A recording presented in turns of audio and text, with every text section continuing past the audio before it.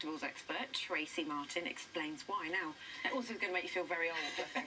There was a guy, the reason we're doing this is an 86-year-old gentleman who, they're selling some of his collection of toys, and it could be worth £500,000. Mr. Carpenter basically was a rep for Palitoy back in the sort of 60s and 70s. And he had all this stuff stashed in his attic, and even now he doesn't realise the importance of what he's got. So everything you see here has basically never ever come out of the boxes that they were delivered to him in. And they're all going up for sale at Vectis auctioneers on the 27th of May. Editor has just shouted in my ear, so no touching. Fine. Right then, go you for might it. add the value. So we start off with Action Man, obviously one of the best boys' toys around at the time. He was born in 1966. This first outfit is one of the rarest outfits. There's only two to be known in existence, and this is one of them. It originally retailed at 75 pence. It's now, they're all pre-sale estimates I'm going to give you, which is 4,000 to 6,000, but we're pretty sure that should sell in excess of £10,000. Oh my one outfit. Because it's in the box. Because it's in the box, because it's rare, we don't know there's many around. And Action Man Racing Car, again, retailed £5. This is only in at 200 to 300, but all these prices, I think, are going to be smashed. Yeah. Because basically, vintage toys is like the thing to invest in at the moment. What did you have? Did you have an Action Man? I did, yeah. I had a really good spy as well. I can't remember what he was called, but he had all sorts of kit. I loved it. It's all those little things you can play with and everything, but then, of course, you devalue it because they like them in the box. Because I played with it. Yeah. Which is what you would do with a toy. Something girly for you. Yes. Blythe dolls. Blythe doll, she was around for only 1 year in 1972 because she didn't sell very well, which is why vintage Blythe is really, really rare. She originally was retail priced at about £3–4. Spooky, isn't she? Yeah, well, I won't do it now, but her eyes changed colour and things like that. She was only around for 1 year, and then they revived her in 2000 for the Japanese market.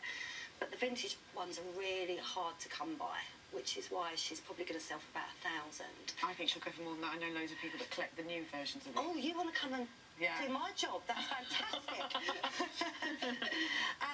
And Tracy, do you remember Tracy? No, this is the one I remember. Oh. This one, I'm sorry, I'm touching it. Pippa. Pippa. And I had that one with that dress.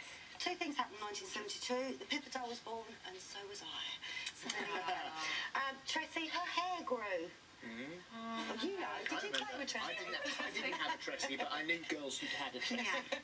This is great. This is a shop display, and these would have been about 15p each for these little accessories and stuff. That's only in at sort of 1 to 150, but that's going to go well. But of course, we can't forget Star Wars. Absolutely massive.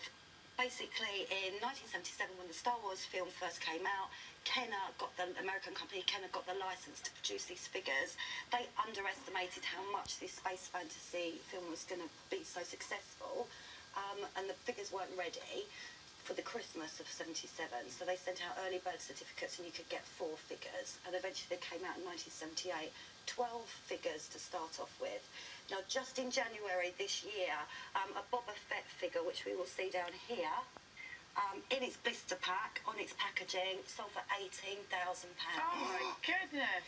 There's only 4 or 5 or so in existence. What? So, Chewie, we have here, he will probably make at least 5,000.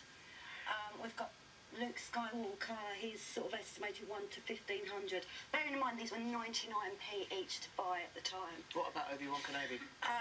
Obi-Wan Kenobi, he's probably about the same, 1,000 to 1,500. But because there's so few vintage Star Wars figures around, I can see this one will go nuts. I think that'll go through the roof. So if you were to buy something, keep it in the box and stick it in your attic. Yeah. Are there sort of guaranteed? It's a long-term investment, but and you never know. There's no guarantees, Phil, obviously. And everything these days is made in such massive numbers. Yeah, but kids still take them out of their box and still play with them. I mean, the Woody and the Buzz are actually my sons. He's 3-year-olds, and but I keep the box. Give me the box.